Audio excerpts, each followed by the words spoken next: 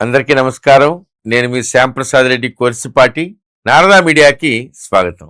Recent గా ఎన్టీఆర్ మాటల మాంత్రికుడు త్రివిక్రమ్ కాంబినేషన్ లో అనౌన్స్ అయినటువంటి ఒక కొత్త ప్రాజెక్ట్ పోస్టర్ సోషల్ మీడియాని షేక్ చేస్తా ఉంది. The son of Shiva, the pride of Parvati, the eternal commander అంటూ వచ్చినటువంటి పోస్టర్ చూస్తుంటే ఇది లార్డ్ కార్తికేయ కథ అని అర్థమవుతా ఉంది. కానీ ఈ పోస్టర్ని క్లోజ్గా గమనిస్తే ఒక మైండ్ బ్లోయింగ్ ఎలిమెంట్ కనిపిస్తూ ఉంది. అదే ఆ త్రిశూలం మధ్యలో ఉన్నటువంటి డిఎన్ఏ అమరిక. అవును, మీరు చూస్తున్నది నిజమే. దేవుడు ఆయుధమైనటువంటి శూలానికి మానవ సృష్టికి మూలమైనటువంటి డిఎన్ఏకి లింక్ ఏంటి?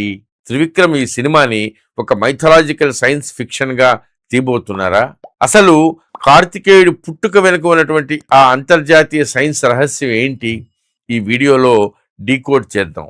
స్కిప్ చేయకుండా చివరి వరకు చూడండి.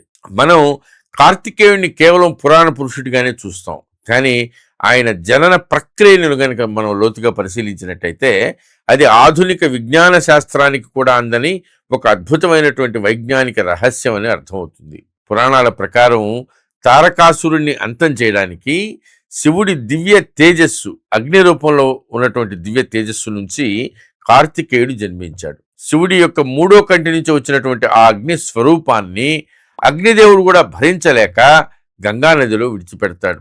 ఆ తేజస్సు గంగ ద్వారా ప్రవహించి శరవణ భవ అంటే దర్భలు లేదా ఒక రకమైనటువంటి రెల్లు పొదలు, దాన్నే శరవణ భవ అంటారు, వాటిలోకి చేరుతుంది. అక్కడ అది 6 భాగాలుగా విడిపోయి 6 శిశువులుగా అవతరిస్తుంది. ఆ తర్వాత పార్వతీదేవి ఆ 6 ఒకే రూపంగా మార్చడంతో షణ్ముఖుడు, 6 ముఖాల వాడు జన్మించాడు. ఇప్పుడు దీన్ని సైన్స్ పరంగా ఆలోచించండి. ఒక జీవి నేరుగా గర్భం నుంచి కాకుండా ప్రకృతిలో ఉన్నటువంటి వేరువేరు మూలకాలు అంటే అగ్ని, వాయువు, నీరు, వృక్ష సంపద, దర్భల ద్వారా జన్మించడం ఏంటి? ఇది ఈ రోజుల్లో సైంటిస్టులు ప్రయోగాలు చేస్తున్నటువంటి ఎక్టోజెనసిస్ అంటే కృత్రిమ గర్భాశయం లేదా ల్యాబ్లో జీవుల సృష్టి లేదా ఇన్విట్రో ఫెర్టిలైజేషన్, ఐవిఎఫ్ అంటారు. అలాంటి కాన్సెప్ట్కి కొన్ని వేల ఏళ్ల క్రితమే జరిగినటువంటి ఒక డివైన్ రూపమా? దర్భల మధ్యలో నుంచి జన్మించినటువంటి కార్తికేయుడి డిఎన్ఏలో ఏదో ఒక అత్యంత శక్తివంతమైన కోడ్ దాగి ఉంది అనేది ఇక్కడ స్పష్టమవుతా ఉంది.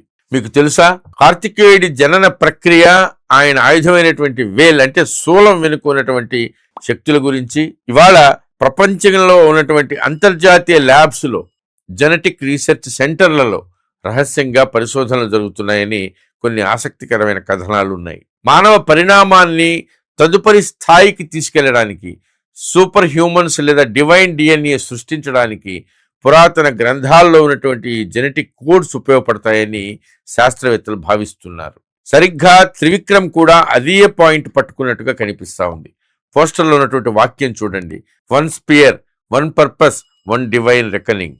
అంటే ఆ శూలం కేవలం ఒక ఆయుధం కాదు, అది సృష్టిని, మానవ డిఎన్ఏని రీరైట్ చేయగలిగినటువంటి ఒక డివైన్ ఇన్స్ట్రుమెంట్. ఒకవేళ ఈ సినిమాలో విలన్స్ లేదా ల్యాబ్ రీసెర్చర్స్ కార్తికేయుడి పురాతన డిఎన్ఏ రహస్యాన్ని ఛేదించాలని ప్రయత్నిస్తే, ఆ దైవ రహస్యాన్ని కాపాడడానికి మన junior NTR the eternal commander అంటే కార్తికేయుడి అంశగా లేదా మోడర్న్ ప్రొటెక్టర్గా వస్తున్నాడా?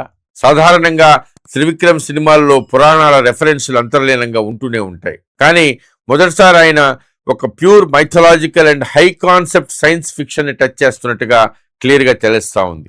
ఒకవేళ పురాణాల్లోని కార్తికేయ మిస్టరీని మోడర్న్ డే సైన్స్ తో ముడిపెట్టి త్రివిక్రమ్ గనక స్క్రీన్ మీద చూపిస్తే బాక్సాఫీస్ దగ్గర ఎన్టీఆర్ విశ్వరూపం ఖాయం. మరి కార్తికేయుడి జననం వెనక ఉన్నటువంటి ఈ సైన్స్ మిస్టరీ మరియు త్రిశూలంలో డిఎన్ఏ అమరిక పైన మీ అభిప్రాయం ఏంటి? త్రివిక్రమ్ ఎలాంటి కథతో రాబోతున్నారని మీరు అనుకుంటున్నారు? కింద కామెంట్ సెక్షన్లో నాతో షేర్ చేసుకోండి. ఇలాంటి మరిన్ని ఇంట్రెస్టింగ్ అప్డేట్స్ కోసం మన ఛానల్ని చూస్తూనే ఉండండి. జై హింద్. ఈ వీడియో మీకు నచ్చినట్లయితే లైక్ చేయండి, షేర్ చేయండి, సబ్స్క్రైబ్ చేయండి. మీ అభిప్రాయాన్ని కామెంట్ల రూపంలో తప్పకుండా తెలియజేయండి.